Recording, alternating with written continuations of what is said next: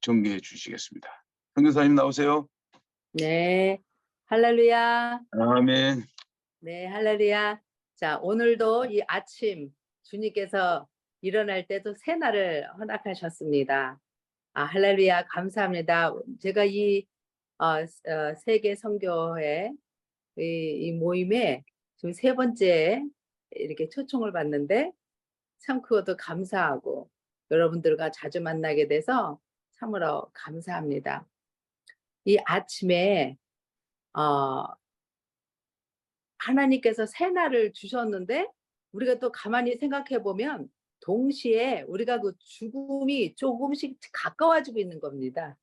1초, 1분씩. 그죠? 어저께보다는 오늘도 새날을 주신 이 한날. 우리가 더욱더 하나님 앞에 감사해야 될 것은 하루가 선물이라는 것이죠. 우리가 이번 대만에 그 선교사님들이 한 300가정 됩니다.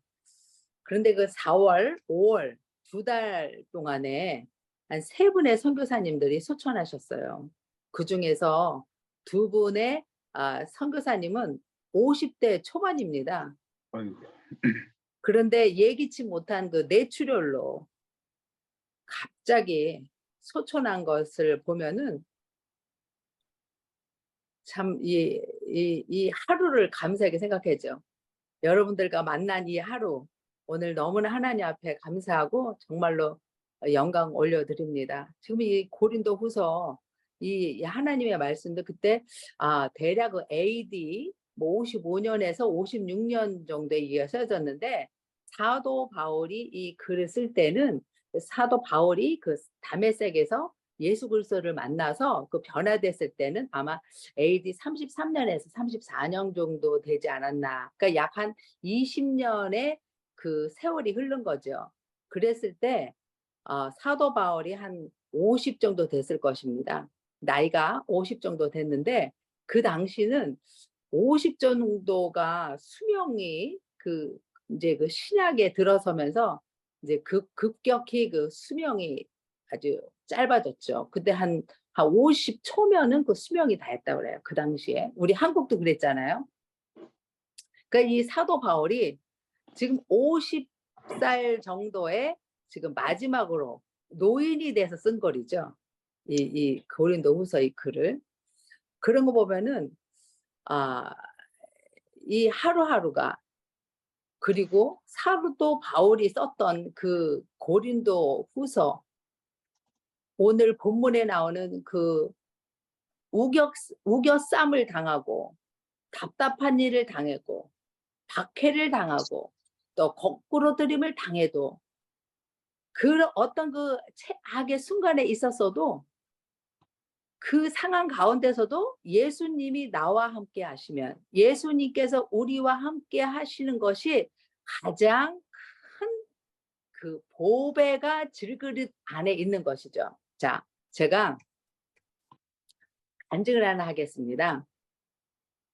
시간이 한 20분 정도 없으니까 간증하는 게 가장 낫겠다 싶어서 제가 간증을 하나 생각했는데요. 이번 2월 달입니다. 한국에서 선교팀이 왔었거든요.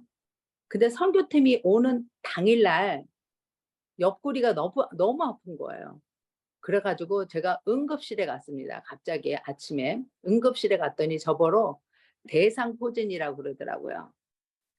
그런데 제가 3년 전에 그 대상포진을 알았었거든요. 그러니까 병을 알았다고. 그랬는데 또 다시 대상포진이라고 그러는 거예요. 그래서 제가 그 증상을 아는데 너무나 비슷한 겁니다. 그래서 이 선교팀이 그 당일날 오고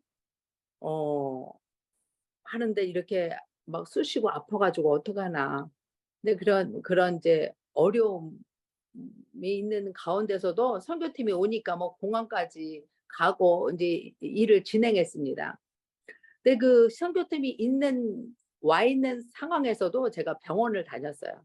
계속 병원을 다니면서 그 한 5박 6일 정도 있었는데 가시고 난 다음에도 한국 그 선교팀이 가시고 난 다음에도 제가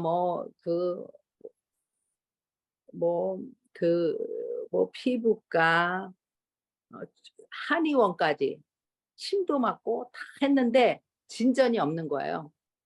그런데 우리 교인 중에 83세 된 할머니가 계시거든요. 근데 그 할머니가 중풍의 치매 환자 할머니예요. 근데 그 할머니 집에 제가 신방을 갔더니 그 할아버지가, 그러니까 그 부부가 83세인데 그 할아버지하고 그 할머니가 저한테 그 적외선 있잖아요. 적외선 둥그런 거. 그 적외선을 갖다 주는 거예요. 저보라 한 쬐보라고. 이렇게 쑤시고 아플 때는 이 적외선이 괜찮다고. 그래서 제가 그 적외선을 쏘았거든요.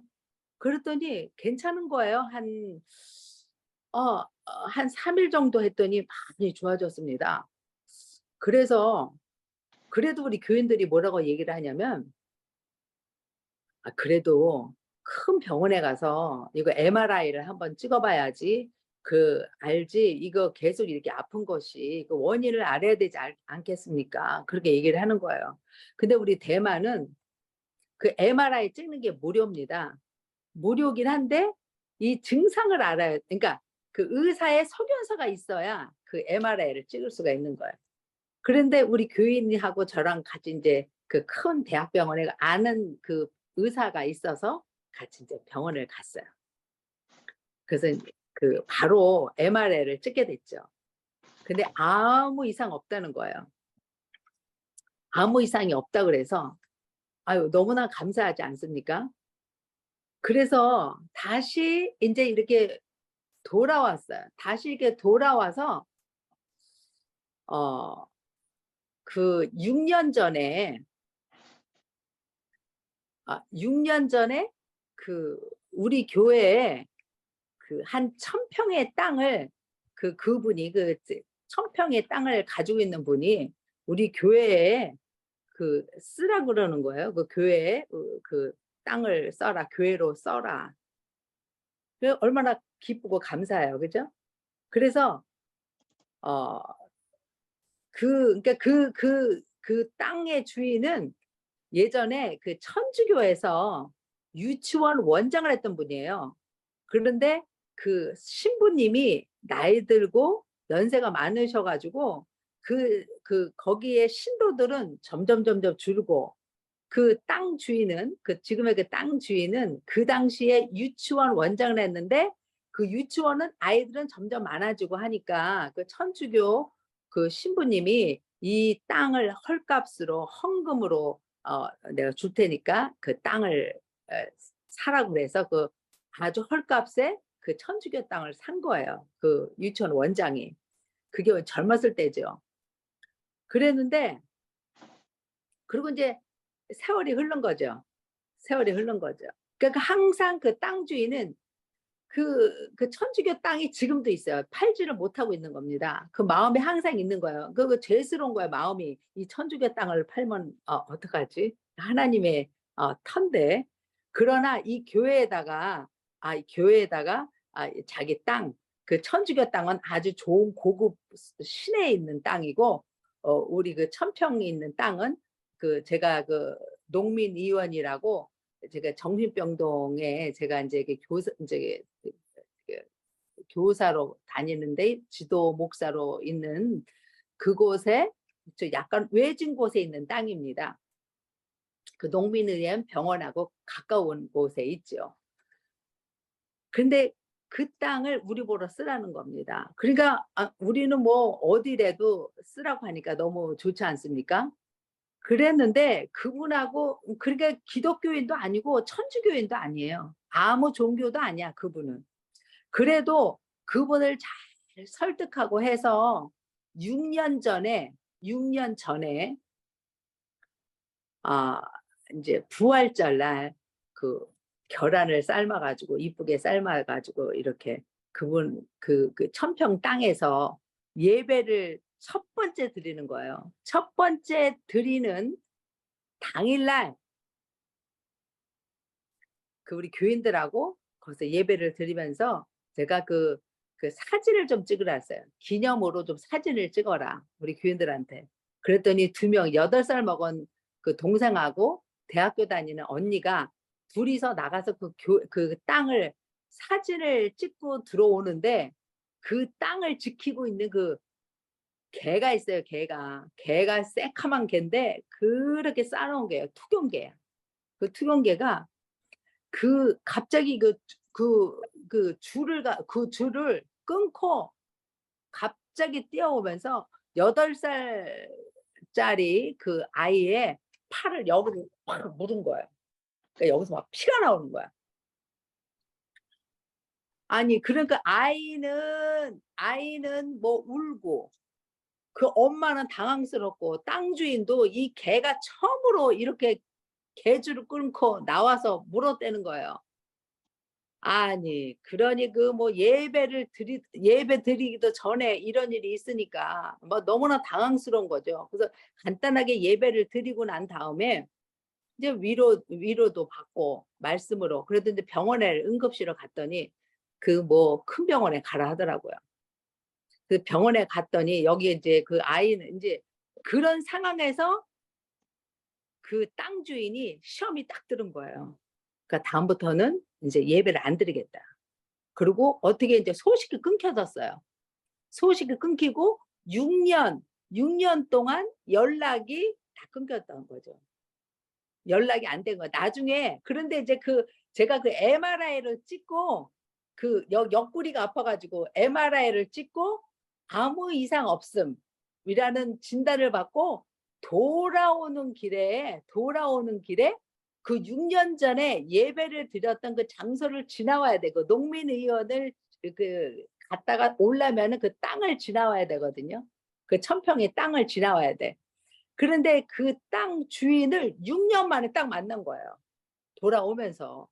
그래서 반갑다고 그냥 이렇게 막 서로가 안고 그랬죠. 그때 그분이 하는 말이 뭐 애기가 그 핸드폰을 갖다 물에 던져가지고 그 뭐 자기도 다 모든 연락이 끊겼다 뭐 이렇게 얘기를 하더라고요. 어찌 됐든 그 장소에서 우리가 6년 만에 다시 그 장소에서 올해 거기서 부활절 예배를 다시 드린 겁니다. 그런데 그 땅 주인이 뭐라냐면은 그 땅을 우리 교회 보러 사라는 거예요. 우리 교회 보러 사래. 응? 뭐 대만은 뭐 땅이 굉장히 비싼데요. 나중에 두 번째 얘기는 바늘물로 이제 무료로 쓰라고 지금 거기까지 얘기가 왔는데요. 아무튼 간에 참 희한한 일이죠. 그래가지고 다시 그런 얘기를 듣고 이제 제가 돌아와가지고 그 할머니 있잖아요. 83세 되는 할아버지 할머니 집에 와가지고 마지막으로 내가 여기 그 적외선을 쏴야 되겠다고 하면서 그거 뭐 한국말 생각 쏴야 되겠다. 아무튼 뭐 그래서 그 할머니 집에 제가 다시 왔어요. 그 마지막으로 적외선을 쏘기 위해서 왔는데 한 침대에 그 할머니가 왼쪽에 눕고 나는 오른쪽에 누웠어요. 오른쪽에 누웠어. 왜냐하면 이 적외선을 쏴야 되니까.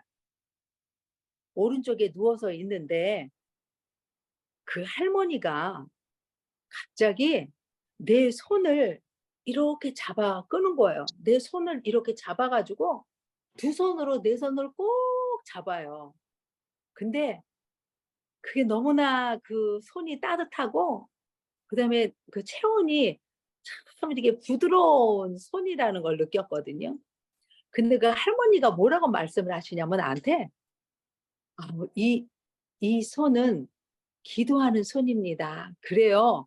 이 손은 저것쇼 낚아더쇼 그런단 말이에요. 그 말은 이 손은 기도하는 손입니다. 그러면서 나는 성경 읽은 지가 너무 오래됐어요. 그렇게 두 마디를 한단 말이에요. 그래가지고 내가 아니 이 할머니가 갑자기 정신이 왔다 갔다 하나? 내가 그 생각을 해요. 치매거든요. 할머니가 치매고 중풍 환자거든요. 그래서 내가 할머니한테 할머니 몇 살이에요? 내가 그렇게 물어보니까 나는 1살 그러는 거예요. 그래서 이 할머니가 왔다 갔다구나. 머리가 치매구나. 이렇게 생각을 하고 이제 바깥 이제 그 할머니 그걸 다 쓰고 나오면서도 그 할아버지 남편한테 아이 그런 얘기를 했다고 하면서 제가 이제 가볍게 지나갔어요. 그렇게 나한테 얘기한 거를. 근데 그 주일날 제가 이제 예배를 드리러 운전을 하면서 교회로 가는데 갑자기 운전하면서 하나님의 그 음성을 제가 그 마음속으로 탁 들은 거예요. 어떻게 그걸 느꼈느냐면은 그 할머니가 내 손을 잡은 것이 그 할머니를 통해서 제 손을 꽉 잡은 거야, 예수님이. 예수님이 제 손을 꽉 잡으면서 두 손으로 잡으면서 이 손은 기도하는 손이라고 그렇게 했던 것이 확 느껴지면서 제가 막 갑자기 눈물이 나는 거예요. 너무 깨달음이 오는 거죠. 그래서 그 주일날 제가 우리 교인들한테 제가 그 간증을 했어요. 제가 그런 거 보면은 자 오늘 이 보배를 질그릇에 가졌으니 그랬지 않습니까? 그러니까 그러니까 그 질그릇 할머니가 그냥 약하고 또 병들고 나이도 많고 늙었고 소외되고 그 어떤 마음이 가난한 그런 상황에 있는 그런 사람들한테 예수님이 온다는 거예요. 저는 요번에 그걸 처음으로 느꼈습니다. 많은 사람들이 그지 않습니까? 뭐 거지를 통해서 뭐 예수님을 보았다. 그러니까 그 예수님은 돈이 많고 명예가 있고 그 어떤 높은 지위에 있고 그런 자리에 있는 사람들한테는 그런 곳에서는 예수님이 오지 않다는 것을 제가 요번에 절실히 느꼈어요. 그 할머니가 그 치매 환자에다가 더군다나 그 중풍 환자면은 움직이지도 못하는 아주 죽음만을 기다리고 있는 상황이잖아요. 어떻게 보면은 하루하루 죽어가고 있어요. 우리도 죽어가고 있지만 그 할머니는 연세가 많고 그 병들었기 때문에 우리가 현저하게 그 액이 빠져나가는 걸 제가 볼 수가 있어요. 사람이 이렇게 죽어가는구나. 제가 어저께도 그 할머니 그 신방을 갔다 왔는데요. 식은땀을 막 흘리고 있어요. 식은땀을. 식은땀이 그 땀이 사람이 더운 땀이 나와야 되는데 그 할머니가 식은땀을 흘리고 있으면서 하루하루 이게 수명을 다하고 있구나라는 것들을 하루하루 이렇게 볼 수가 있거든요. 그런데 우리 주님은 그 질그릇 속에 그 연약한 그 질그릇 속에 그 보배가 들어간 거예요. 예수님이 그 안으로 들어간 거예요.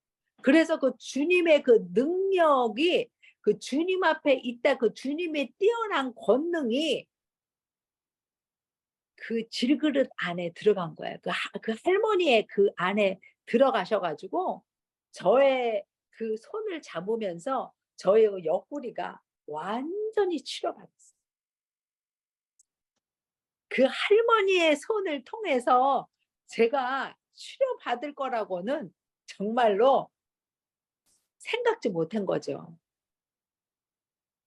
그러니까 어떠한 환경 가운데 있어라도 주님이 그 질그릇 안에 들어가기만 하면 우리가 그 질그릇 아닙니까? 우리 안에 예수님이 있잖아요. 우리 안에 있음에도 불구하고 우리가 그 권능의 예수님을 우리가 날마다 환영하고 모셔드리며 우리의 그 마음속에 주인으로 모신다면은 그 모든 것들이